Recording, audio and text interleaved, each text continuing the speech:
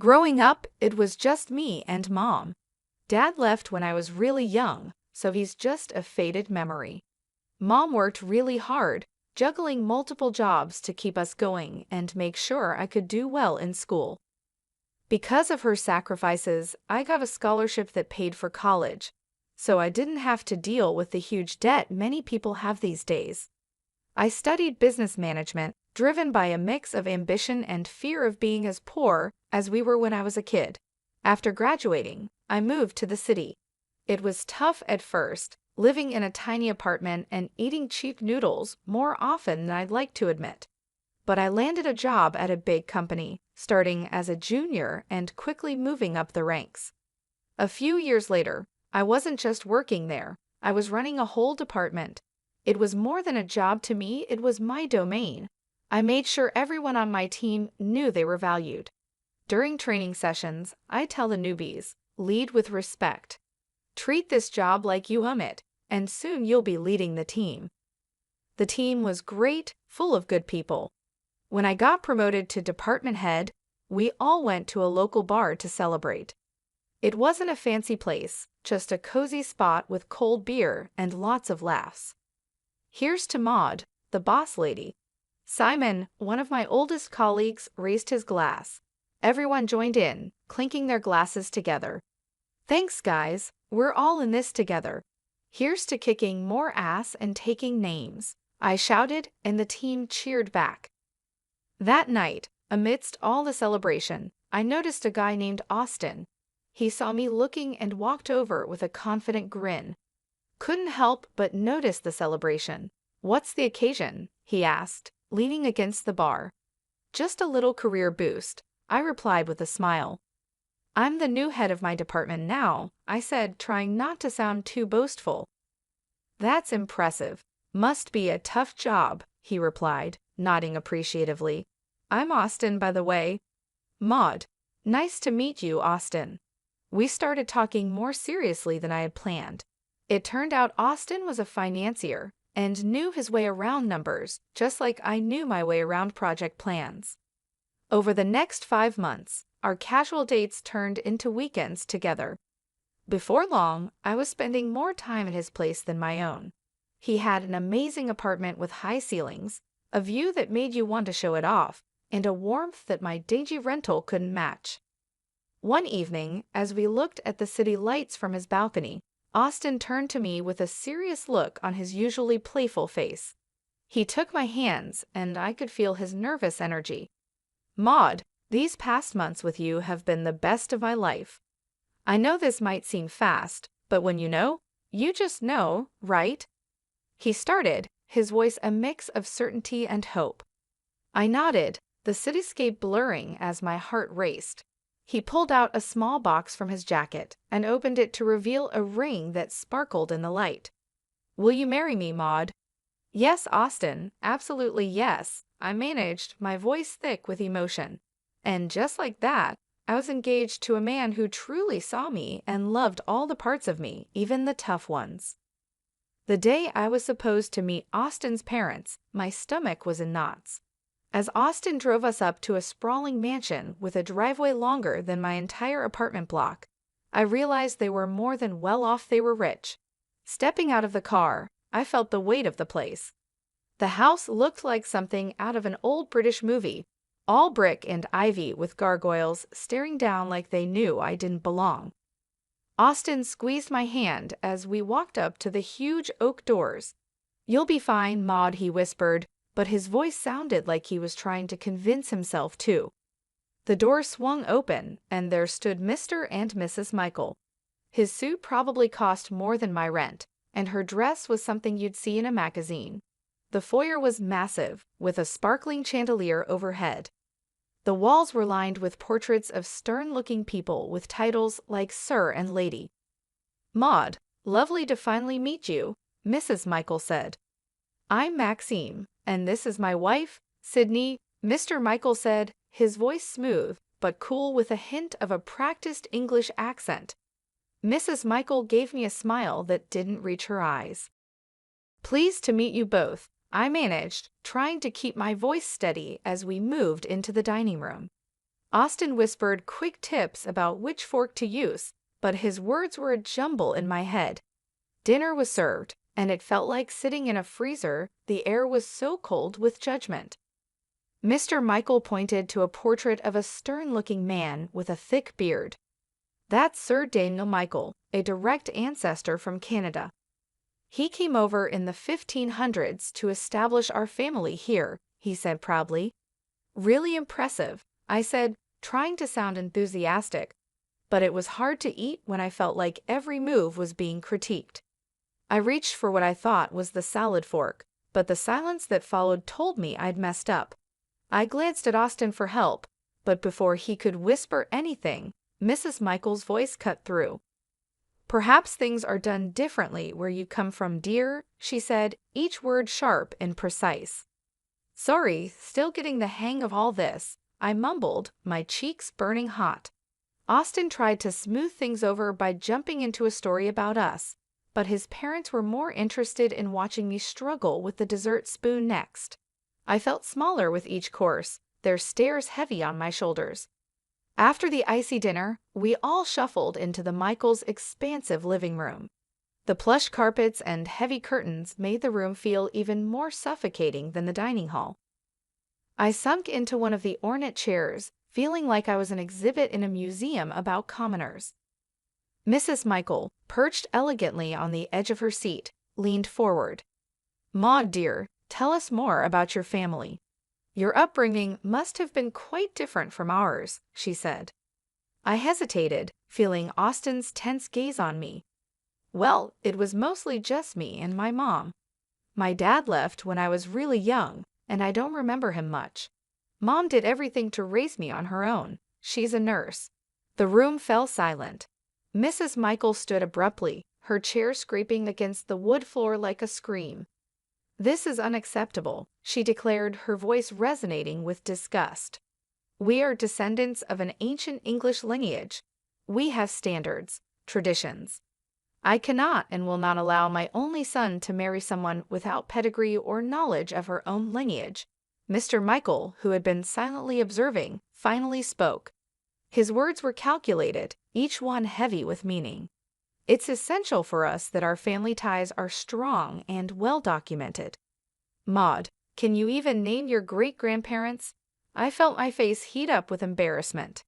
"I only know about my maternal grandparents," I confessed, my voice barely above a whisper. Mr. Michael rolled his eyes, showing his contempt. "This is exactly what we feared," he muttered under his breath. Austin finally intervened, his tone firm yet pleading. "Mom, Dad, please. Maud is kind, hardworking, and she loves me. Isn't that what should matter?" His mother's gaze was steely. "Respect and adherence to our family standards are what matter, John. If Maud is to join this family, she must learn our ways. She needs to respect where she is coming from, even if it is nowhere significant." Their words stung, cutting through the warm feelings from earlier in the evening. But Austin was looking at me, his eyes begging me to just go along with it. I nodded reluctantly, agreeing to their terms. "Fine," I said, trying to keep my voice steady. "I'll learn about your family and your traditions." Mrs. Michael seemed somewhat pleased by my concession. "Good. You'll start by familiarizing yourself with our family tree and understanding who each person in those portraits is. It's not just about names, Maud. It's about respect for our lineage." As they continued talking about their expectations, I felt a part of me shrivel up. The evening had turned from a simple meet and greet into a trial by fire. I had agreed to their demands, yes, but at what cost? As the room filled with discussions of ancestors and noble deeds, I couldn't help but feel alienated from these people and, oddly enough, from the parts of Austin that were tied so tightly to them. The weeks following that stiff dinner were a whirlwind. I barely had time to catch my breath between working my day job and attending the slew of etiquette and style courses that Mr. and Mrs. Michael insisted I take. My day started with the buzz of an alarm before sunrise and ended long after the sun had set, leaving me feeling like a zombie. "Elbows off the table, Maud. the etiquette instructor gently chided during one of our sessions. And remember, the soup spoon moves away from you when you scoop. I nodded, attempting to mirror her movements, but my mind was on a million other things like the mountain of work waiting for me back at the office and the never-ending wedding plans. "You're doing well," she reassured me, her voice soothing. "These things take time to become second nature." I gave her a weak smile. "Thanks, it's just a lot, you know." As if on cue, my phone rang. It was Mom. I excused myself and stepped outside to take the call, pressing the phone against my ear while trying to find a quiet corner in the bustling city. "Hi, Mom," I greeted, my voice more tired than I intended. "Maud, darling, how are the wedding preparations going?" she asked, her voice filled with excitement and a hint of concern. I hesitated, not wanting to worry her. "It's all good. Learning a lot. I even picked up how to waltz," I said, trying to keep my tone light. There was a pause, and I knew she wasn't entirely convinced. "You sound exhausted, honey. Are you getting enough rest? You know, all this shouldn't be so hard. You need to take care of yourself." I chuckled weakly. "I'll try, Mom, but there's a lot to juggle right now. Etiquette classes, dance lessons, work, and the wedding planning.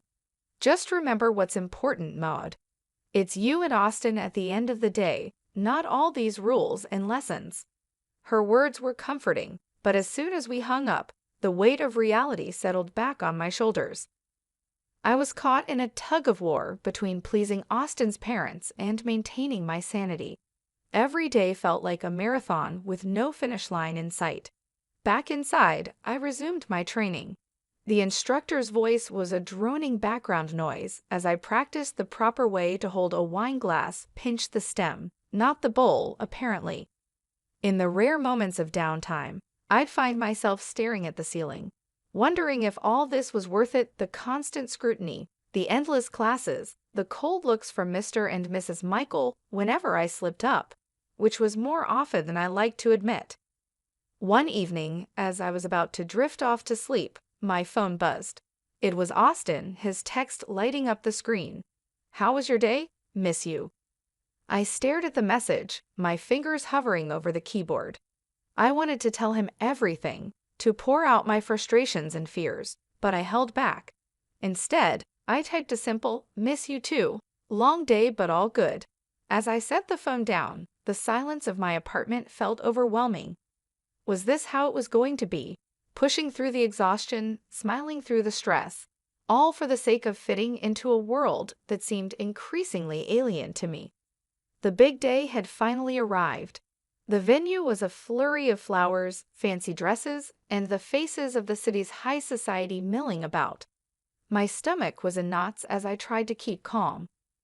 I stood in my long, flowing white dress, trying to catch my breath. My mom came over and adjusted a curl on my forehead. "Everything will be just fine, Maud," she reassured me with a soft smile. I wanted to believe her, but as soon as the ceremony began, any hope of a peaceful wedding vanished. Austin's parents were in full superiority mode. Mr. Michael greeted guests with an air of boastfulness, while Mrs. Michael quickly pointed out to everyone how they had made everything possible. As the guests settled, I tried to mingle, but Mrs. Michael pulled me aside with a frosty smile. "Maud, dear, make sure our friends are taken care of. Fetch some drinks. There's a good girl," she instructed, gesturing towards a group of elderly gentlemen loudly discussing politics. But I started, only to be cut off by her sharp glance. "No buts. You're practically family now. Show some initiative," she snapped. Reluctantly, I carried trays of champagne and hors d'oeuvres between tables, my dress trailing behind me. The weight of the fabric and the task made me feel more like a servant than a bride. I caught glimpses of Austin laughing and chatting, oblivious to my plight. As I passed another round of drinks, I overheard Mrs. Michael's voice rise above the chatter. "Maud will be serving us tonight. It's good practice for her, don't you think?" Her tone was condescending, her eyes scanning the crowd for approval. That was the last straw. I approached her, my hands shaking slightly but my voice firm. I am not a waitress at my own wedding. There are staff here who are supposed to do this. Mrs. Michael stood up, her expression one of mock surprise. You should be grateful we allowed such a simple girl into our family. Remember your place, Maud, she hissed, her words like daggers. I felt a flush of anger rise to my cheeks. This is my wedding, not a performance for your friends, I retorted, my voice louder than intended. The room fell silent, all eyes on us. Austin, catching the tail end of our exchange, stumbled over, a glass of champagne in hand. What's going on here? He slurred slightly, his eyes not fully focusing. Your mother is treating me like a servant at our wedding, Austin. This isn't what today is supposed to be about, I said, frustration boiling over. Austin looked between me and his mother, his expression clouding. Maud, why are you making a scene? Just do what my mom asks. It's not a big deal. Not a big deal, Austin. This is our day, and your mom is ruining it. I shot back, disbelief and hurt swirling together. He took a long sip of his champagne before speaking. Look, Maud, you should be happy. I even chose you. There were plenty of girls better than you, prettier, richer. You're making a fuss over nothing. The words felt like a physical slap. I recoiled, the realization hitting me hard. The man I loved, the man I was about to marry, didn't see us as partners. To him, I was just another accessory, something to fit into the perfect image his parents wanted. As I clutched my bouquet tighter, feeling like I might crumble right there, my mom came over. She took one look at me and wrapped me in her arms, the kind of hug that seemed to hold the world at bay. Honey, do you love this man? Do you really want to marry him? She whispered, her voice filled with worry. I shook my head, barely able to speak. No, Mom, I can't do this. I don't want to. Mom nodded, her jaw set in that determined way I knew so well. She gently took the bouquet from my hands and guided me to a chair, her touch reassuring. Then, with surprising sprightliness, she approached the DJ, asked for the microphone, and turned to face the gathered crowd. Ladies and gentlemen, may I have your attention, please? Her voice, clear and steady, cut through the murmurs, drawing every eye in the room to her. There was a hush, the kind that precedes a storm. She took a deep breath and turned to face Mr. and Mrs. Michael directly. I have something important to share about truth and pretense, she began, her gaze unwavering. I went to the same school as Maxime and Sydney Michael. Back then, they didn't carry an English accent or boast of noble blood. Their families were hardworking folks, just like ours. A murmur rippled through the crowd.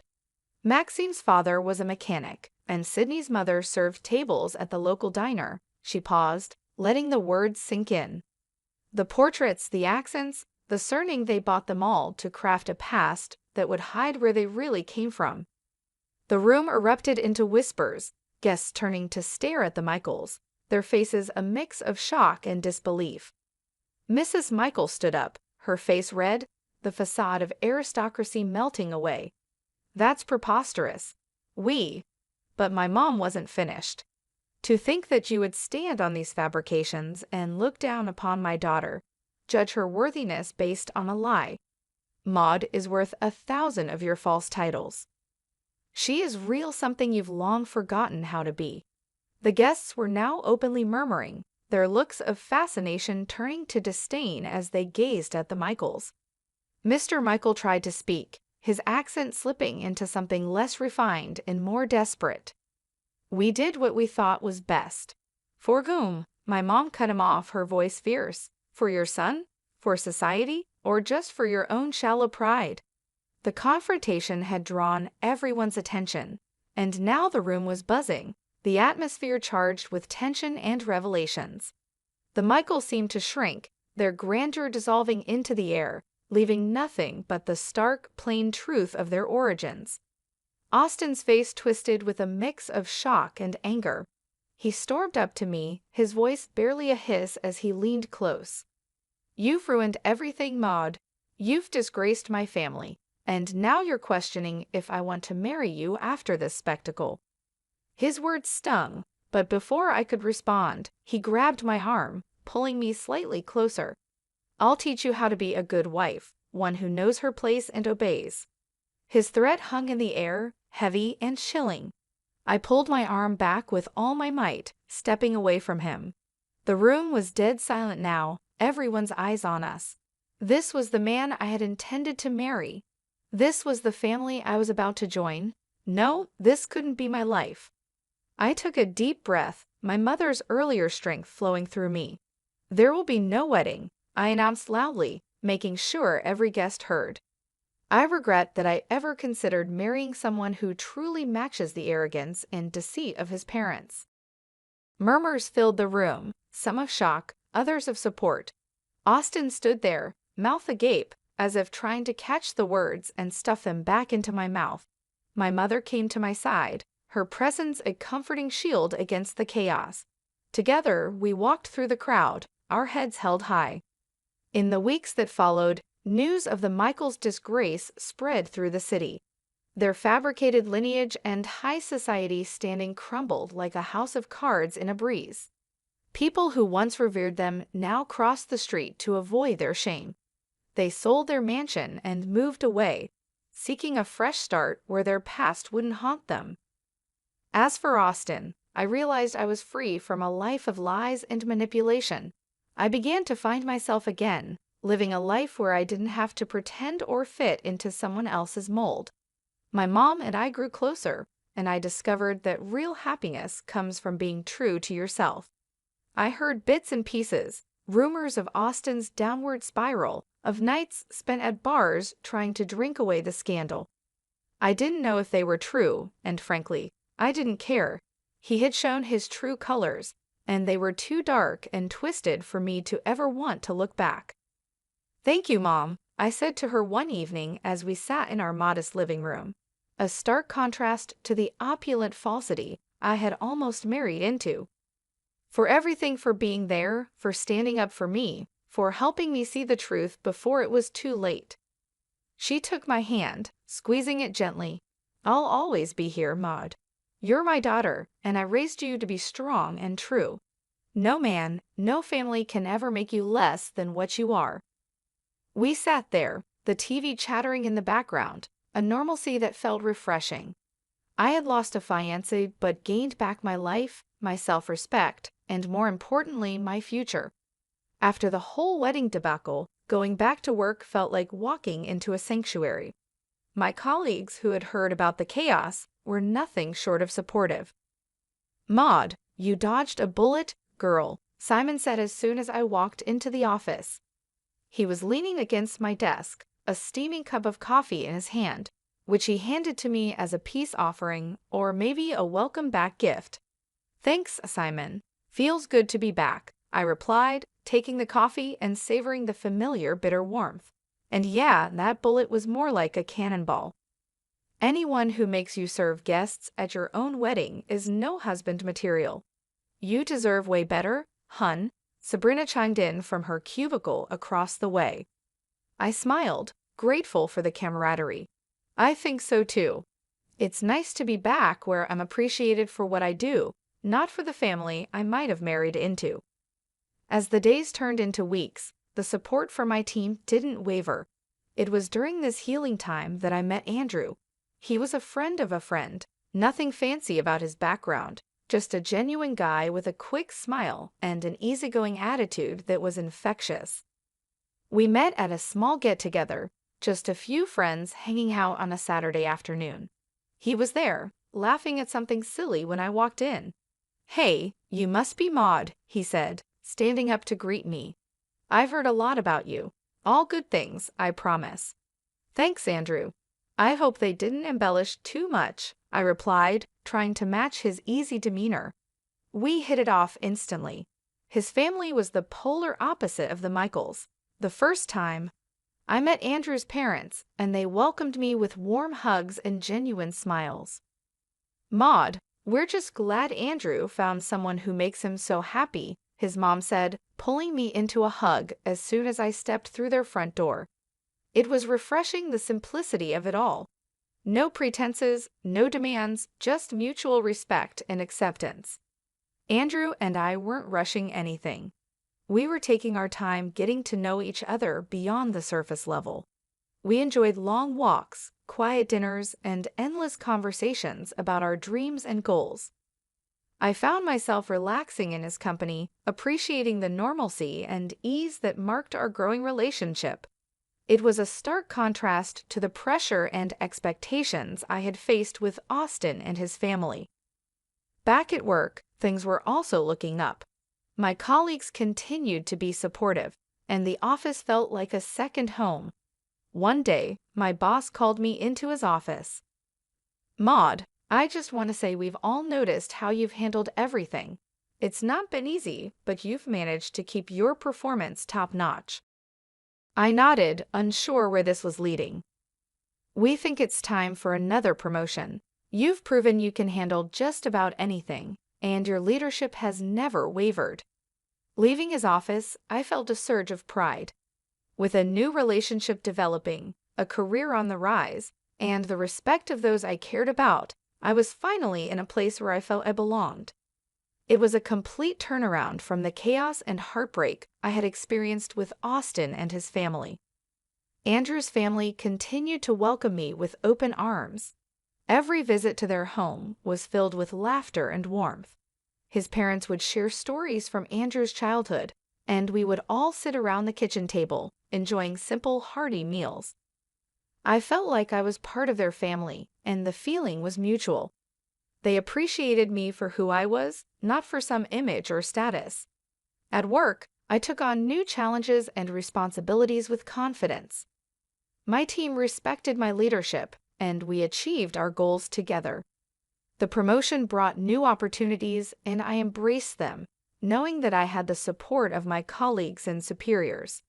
As the months went by, Andrew and I grew closer. We celebrated our small milestones, like the first time he met my mom and the first holiday we spent together. Each step forward felt natural and right. There was no rush, no pressure, just a steady building of a strong, loving relationship. One evening, after a particularly good day at work, Andrew and I were sitting on his couch, watching a movie. He turned to me and said, "Maud, I don't know what the future holds, but I know I want you in it." I smiled, feeling the truth of his words. "Me too, Andrew. Me too." It was in that moment that I realized I had found what I was looking for, not just in a partner, but in life. I had a loving relationship, a fulfilling career, and the support of people who truly cared about me. I had found my place, and it felt like home.